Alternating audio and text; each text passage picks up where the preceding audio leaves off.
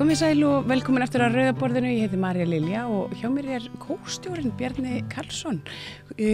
Kórstjóri kvæðakórsins. Vertu velkomin. Takk fyrir.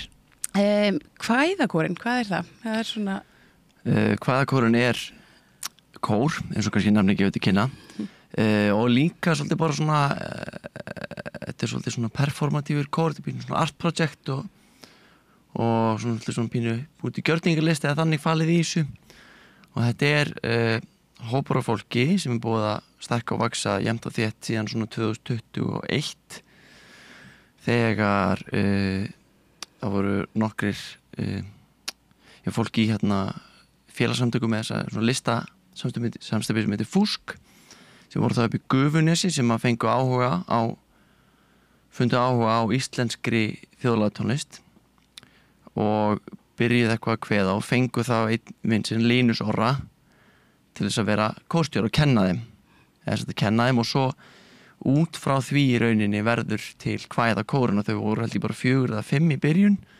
Ég kom inn kannski ári rúmu seinna og síðan þá hefur þetta vaxið jafnt og þétt. Það hefur verið vikulegar æfingar sirka bát síðan 2021 og það eru bara sungin íslensk þjóðlaga tónlist og ég tók við bara sem kórstjóri núna í haust senasta og það er mikill vöxtur, mikill gangi. Já, ég sá að þið voru með viðburði í Mengi með þó nokkrum íburði. Það var svona flott allt í þetta það kvöldverður og...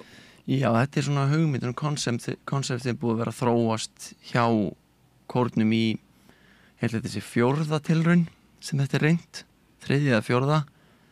þar sem að búa til upplifun úr því að það stilt upp í langborð og það reiddur frá matur og svona svolítið fólkið kannski tengt við þetta eins og kannski pínur svo þorrablót eða þannig, þó þetta sé ekki þorrablót sem þá kvöldstund sem með svona mat og söng og gleði og í rauninni stilt upp og æftan, þetta sé svolítið áreynslulaust þannig að söngurinn og tónlistin og atriðin sé svolítið bara svona hluti af flæði kvöldsins frekar en það sé svið og við stöndum þar og aðri sitja út í sal og það sé svolítið upplifun og það svolítið kannski það sem við erum að reyna að gera með þessu verkefni. Það þetta sem kallast á ensku folk revival að íslensk þjóðlagatónlist hefðbundin í fyrsta lagi bara mjög lítil almenn þekking hana og eðlennar og hvað þetta á Íslandi og það eru margar frekar langar ástæður fyrir því sem ég get alveg fæði út í að þú vilt. Já, bara endilega, við höfum tíman. Þannig að við erum svona að reyna að gera eitthvað, taka þennan þjóðlaga tónlistararf og gera eitthvað nýtt í hann, gefa hann nýtt líf gefa hann nýtt heimili og nýtt samhengi í samtímanum af því að þetta í grunninn tónlist sem miðaldatónlist í rauninni þetta kannski, má segja, tvíþætt stærsti, svona stóri hlutin af því það sem kalla kvæði eru ákveðin hefð í þjóðlagatónlist sem veraldlegt og þetta alþýðlegt, þetta þú veist, Hani krummi hundursvín kvæði, krummisvæfi klettagjá svona eiginlega kvæði og það eru nokkur sem sungum með Svanur Örn, ég veit ekki hvað ég ætti að nefna sem að fólk geti kannski þekkt en þetta svona, veraldleg tónlist sem átti í rauninni heima í baðstofunni og verður til fyrst og fremst út frá ljóðum og rituðu bundnu máli þar sem að fólk satt öldum saman á kvöldvökum í baðstofunni að vinna þegar vinnudagurinn úti var búinn og þá var fólk í tófinu að vera að spinna og kempa og þæfa og stoppa í og allt það og svo var yfirleitt einhver aðili sem satt einhvers staðar í horni, oft kannski með eina ljósið og var að lesa upp úr biblíunni eða flytja rímur og kvæði og það alveg út frá því sem að þetta sérstakur stíll af söng í þessu sérstök lög eða stemmur eins að kalla verður henni til út frá því þegar þú situr kannski klukkutíma saman og ert að þylja fram að þér rímu Kjartan og Bolla eða ég veit það ekki, skilur eitthvað og þá verður oft til þessi lög og einhver hafa lifað, einhver voru náttúrulega varðveitt, það voru varðveislu framtak hérna í byrjun 20. aldar Jón Leifs og fleiri kvæðamennarfélagið Iðunn og fleiri fóru söfnuðu upptökum og þetta er rosa mikið byggt á því en þegar baðstofan hvarf aldamóti 1900 þá varð þetta eftir í baðstofunni bæði óvart og viljandi og síðan þá hefur þetta rauninni ekki verið svona hversdagsmatur hjá fólki þetta er ekki endilega sungi þetta er ekki menningarár þetta er rauninni rofin hefð þetta er ekki hefð og arfur sem hefur síðan lifað þó lögin séu til og einhverjir þekki þetta og hafa alveg uppið þá er þetta ekki menningarlegur þáttur í rauninni lengur og svoleiðis hefur svo sem gerst annar staðar eins og kannski nærtækasta dæmið er í Írlandi 60 og eitthvað það sem öll papalögin eru meira og minna írsk þjóðlög með íslensku texta eftir Jónas Árnason Bím Bím Bambaló er írsk þjóðlag en þá varð endurlífikunar og endurnýjun Dubliners og Swedish menn og alls konar bönd sem komu fram en þetta einhvern veginn gerðist ekki hér. Nei. Þetta. Hversu heldurðu að það hafi verið?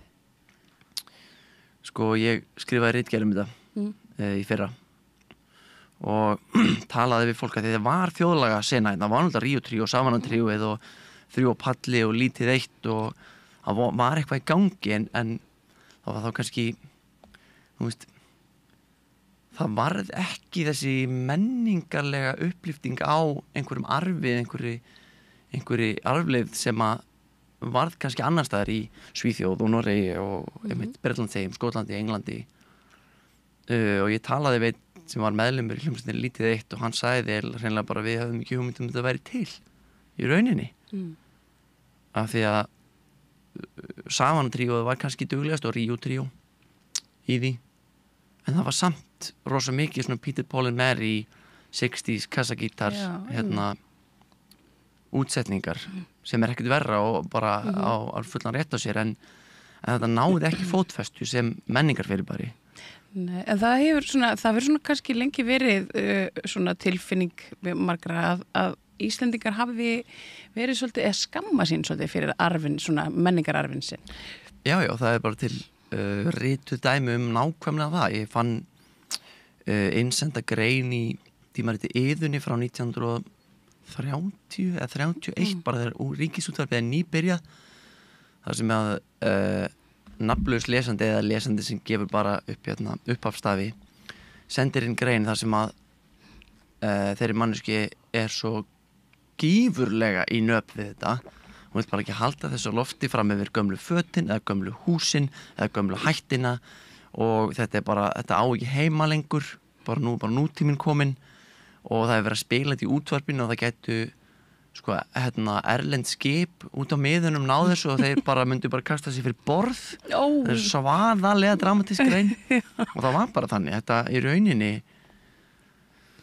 af ýmsum ástæðum í huga rosa margra til þeir bara fortíðina því að nútíminn kom svo fljótt bara ára 1880 byggu 95% cirka landsmanna í dreifbíli og orðin 1880 árið 1920 var það komið í um 50%, undir 50% og það komu bara á 40 árum komu bara rafmagnið og vegir og nýjar húsbyggingar og peningar og bændasamfélagi leið undir lok og það breyttist allt og þetta er bara eitt af því sem eiginlega varð eftir en það var náttúrulega fólk sem að þekkti þetta og þótti vænt þetta og ólst upp með þessu og vildi halda sér lífi og þess vegna er kvæðamannafélagið Iðunn stofnað þannig að við eigum þeim margt að þakka að við bara yfir höfuð vitum hvað þetta er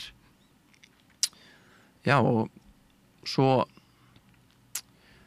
þá má kannski segja að svona sterkasta framlag okkar til einhvers konar svona það renaissance sem endurlífgun eða þannig sé þursaflokkurinn í rauninni. En það ég og eða Linus Orri sem ég tók við af, hann kom með þessa kenningu að það hefði verið ómikið progg, sko, það var ómikið rock. Það var ekki nómikið þjóðlega tónlist, en þursaflokkurinn var í rauninni að gera það sama og hefði verið gert 20 árum áður í Írlandi. Það var bara svolítið mikið út í rock áttina, þannig að það var það eiginlega bara það frekar en þjóðlega tónlist. En við finnum þetta byggist á sameiginlegum, þessi kór, þessi hópur byggir á sameiginlegri ást og áhuga á þessu efni. Og þetta eru aldagamlar sögur af bara land og þjóð, af fólki, af ástum og sorgum og einhverja algjöru bulli og drykkjunni og bara nefndu það, skilurðu. Og þetta er ólíkt öllu öðru og það á þetta enginn. Það eigið allir, það getur enginn sagt að þetta á að vera svona eða hinsegin eiginlega, því að eða jú, nú er ég mögulega að fara einhvern veginn reiði ef ég segi þetta að það eru vissulega til aðferðir og það eru vissulega til nálganir og það er ákveðin raddbeiting og það er ákveðin nálgun hvernig þetta og hvernig þetta ekki, en það er líka hluti af því að gefa einhverju nýtt líf. Það er að taka það og setja það í nýtt samhengi, því samhengið heimavöllur þessar tónlistar ekki til lengur. Samfélagið sem það var til í mörg hundruð það er bara ekki til lengur. Þannig að hvernig getur það verið til núna? Hvað þarf að gerast? Þannig að það er verið svolítið bara að prófa okkur áfram með það. Já, en hvernig, sko, kannski svolítið leiðileg spurning, en bara svona hópur á ungu fólki, ungu listafólki, hvernig í ósköpunum fær það áhuga á kveðskap? Sko, ég get kannski ekki tala fyrir aðra sem eru nú ekki hér, en ég veit ekki alveg svo sem hvernig þau, Loggi og Elsa, þau rákust á þetta eða svona kynntust þessu fyrst, en ég get alveg að þetta er svo, ég veit ekki, þetta er svo ólíkt öllu öðru. Það er bæði mörg sko sóknarfæri í þessu, að því að þetta er, þú veist, þetta er mjög gamalt og mjög mikið af eins og þú segir, eldra fólk sem stundar þetta, því það er það sem við tengjum þetta, að þetta sé í eðli sínu gamaldags sem þetta en það þarf ekki að vera neikvætt. Og þetta eru svo flott lög og þau eru svo angurvær og ljúfsár og náttúrljóð og söknuður og bara svona hugðarefni fólk sér á árum og öldum áður, sem er eitthvað einstaklega mannlegt við þetta og jarðtengt og jarðbundið. En því vissulega er þetta líka fór inn í kirkjuna og kirkjutónlist tengir þessu mjög mikið og sálmarnir, og það er líka í þjóðlagasafni séra Bjarna Þorsteinssonar sem hann gaf út árið á árunum 1904 til 1909 minni mig, sem er svona biblían í þessu, sem er ekki án galla en er ómetanleg heimild.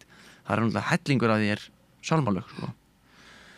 En ég kem inn í þetta með svona krókaleiðum eins og með margt í lífinu. Þú veist, ég ekki áhuga á þjóðlaga tónlist í menntaskóla, sem var þá alls konar bönd, einmitt írsk þjóðlagar, Paparnir, mikið Mumford & Sons og svoleiðis dót, og síðan bara þróast smekkur og stíll á löngun, og svo kemst ég í kynni við Linus Orra, sem er algjörlega sem er einmitt núna að sigla kringum landið á National Geographic skipi að spila þjóðlaga tónlist og tala um þjóðlaga tónlist, og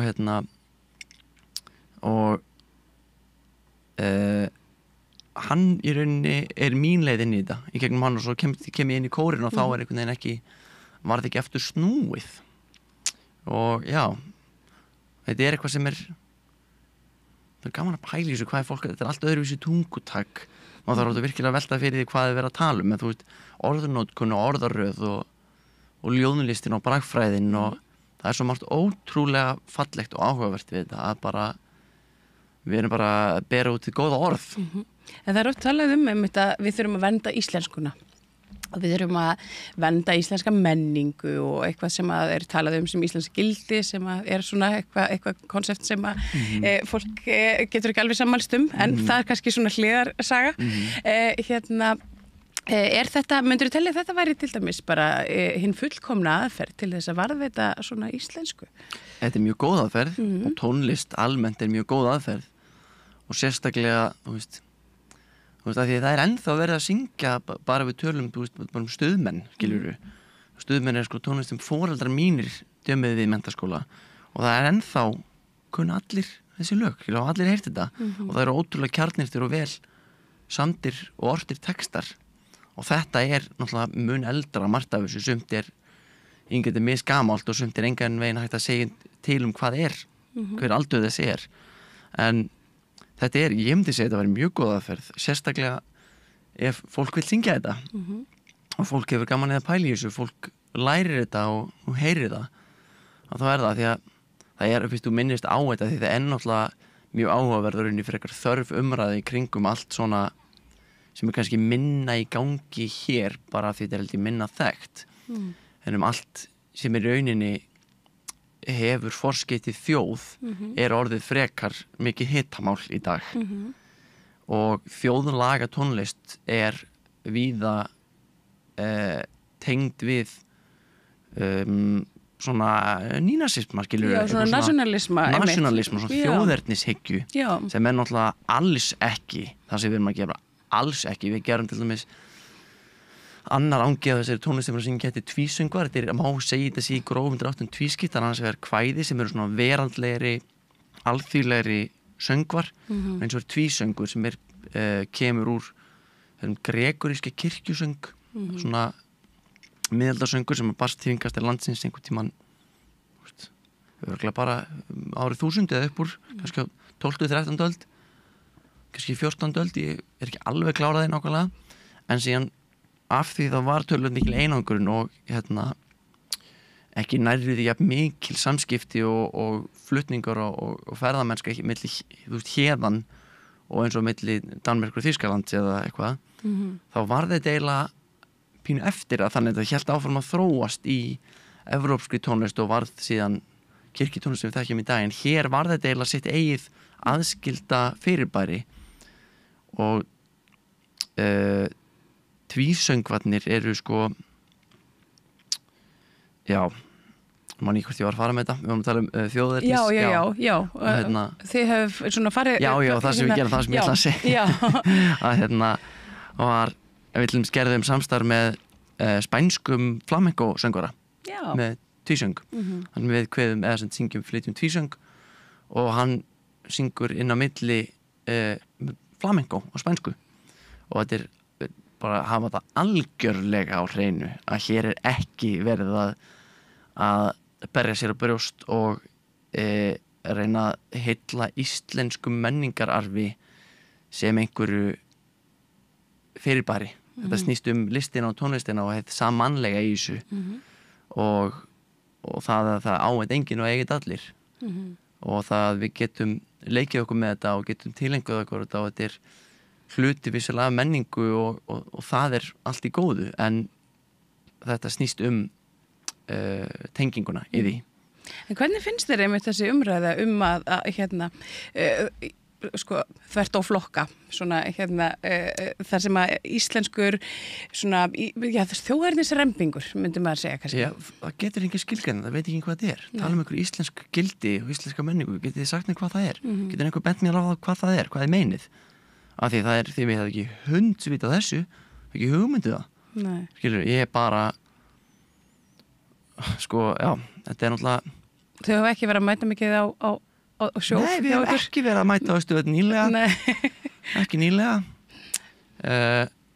að þú veist hvað að þetta íslensk menning það bara mjög góð spurning af því að ekki hversdagsleg þetta ekkert sungið, það eitthvað sungið á þorrablótum sem meira sér seinni tíma í uppfinning byrjað 18. lok 19. aldar sko í Kaupmannahöfn þar þetta endurvækið svona eins og svona fyrstum sinn svona í okkar tíma og hvað var sungið þá verður örgulega alls ekki það sama og það var ekki sungið yfir kaldan Eðisand skilur við og svo erum við bara að syngja komdu inn í kofa mín og ég komin heim skilur við, það ekkert verið að kveða á almennu þorrablótunum og þorrablótunni KR skilur við ekkert verið í kveðskapur bara Hjálmar og Eva Rúsa skilur við partí með vondum mat þjóðlegi maturinn hann gæsalapa, það íslensk menning ég held að séu ekki mikill hluti fólk sem að borðar lundabakka skilur daglega Nei. eða síður sér slátur, jú, kannski slátur og eitthvað, en þú veist það er ekkert sín fiskur á borðum bara einu sinni í viku alls staðar. Sem betur fyrr. Þannig að þú veist þetta er ofboðslega þvæld og erfið umræði, og ef þú veist eins og hefur gerst bara eins og með víkingadæmið skilur, er það íslensk menning? Nei, það voru lengi víkingar hér, það var í Danmörku, Svíþjóð og Noregi. Það er bara eitthvað stimpil sem búið að setja á Íslendinga og því það er ofboðslegt og svona nánast út í sko fettistýrkun á Íslandi, myndi ég segja, ef ég bara tekið eftir á netinu, og eins og hérna sé bara eitthvað víkingar var ekkert með þetta að gera, og víkingadæmi hefur verið mjög bara hertekið af þjóðernis svona einhverju nationalisma, og þú veist, þú gengur ekkert ert ekkert í einhverju víkingadæmi í Þýskalandi að vera bara einhverjum öfgahóp, skilur við fólk með einhver rúnatatú og ægishjálm, þú bara felur þetta ef það gangi í bellín, skilur það er svoleiðis, þannig að þetta er alls ekki það, en hins vegar er svo fallegt að sjá í Svíþjóð, í Noregi, þú veist í Pólland er hluta, á Spáni er hluta, þetta sé erfiðara þar á mörgum stöðum, Írlandi, Skotlandi, Englandi, víða í Bandaríkjunum, hvað þetta er mikið sameiningartátt, þetta er sameinlegur arfur, fólk sem getur þó það sem er ólíka skoðanir og ólíka nálganir getur sest niður og sungið lag, skilur og því það áveit enginn, við eigum þetta öll, og þetta er, þú veist, já, þannig að þetta er svona frekar saminar fólk heldur en að sundra því, eða það svona þetta á að vera, já, það er, og ef þetta, þú veist, já auðvitað á þetta að vera það og ekkert annað. Akkurat. Áttu þér uppáhaldskvæði? Já, það er alveg, það er rosa mörg sem koma til greina, að ég er svo angur væri í hjarta mér, það er allt sem er ljúfsárt vera best, þannig er tilveran. Mist stjórnin er ekki vera rétt byrtinga með tilveruna, það er ekki allt í glansýmynd, þetta er allt treyjablandið, einhvern veginn. Þú veist, það er hvað sem heitir Lækurinn, sem ég held ofboðslega mikið upp á. Það eru lag sem heitir Lífs við stjá, sem er tölvöld yngra en margt af þessu, sem ég held mikið upp á, það hef sungið mjög víða. Það er rosa margt, sko. Margt sem Kristján Fjallaskáld gerði, þú veist, það er ofboðslega margt sem að ég veit ekki alveg hvernig ég ætla að nefna eitt, það verður eftir hvernig stuði ég er. Já, þetta fyrir svona svolítið eftir skapi. Já. En ertu til í að gefa okkur tóndæmi? Já. Ég skal kveða lækinn fyrir þig. Já. Og ykkur sem hlustið. Ég er að horfa hugfangin í hlýjum sumarblænu, yfir litla lækinn minn sem líður fram hjá bænum. Ó, hve marga æskustund áður hér ég dvaldi, saklaust barn með létta lund og leggina mína taldi.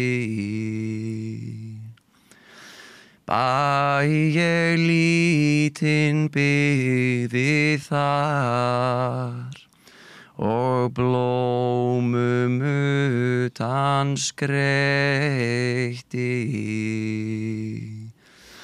yfir tún og engjarnar oft ég læknum veitti. Nú er ekkert eins og fyrr, á öllu sé ég munin.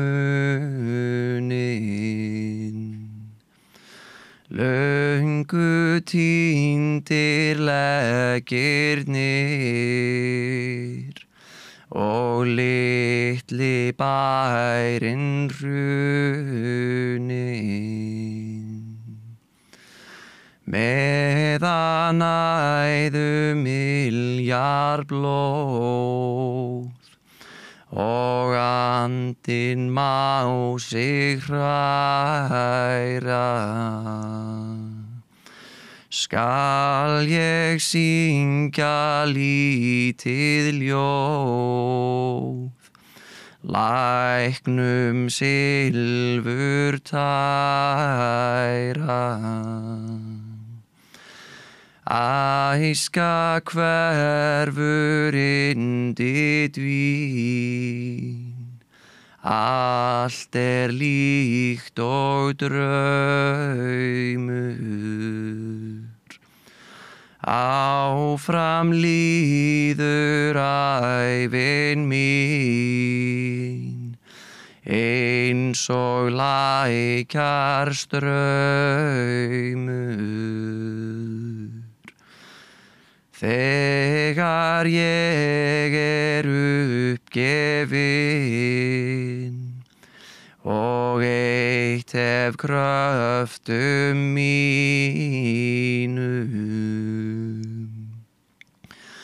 langar mig í síðsta sinn að sofna á bökkum þínum.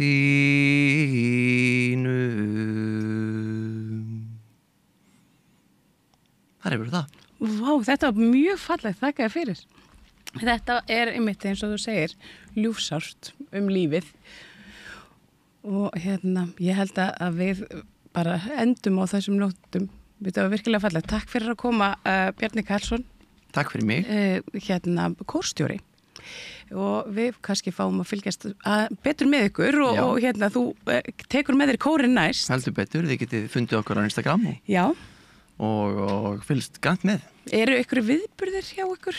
Það svona kórönnin svona búin núna, þannig að það ekki vikulegar æfingar.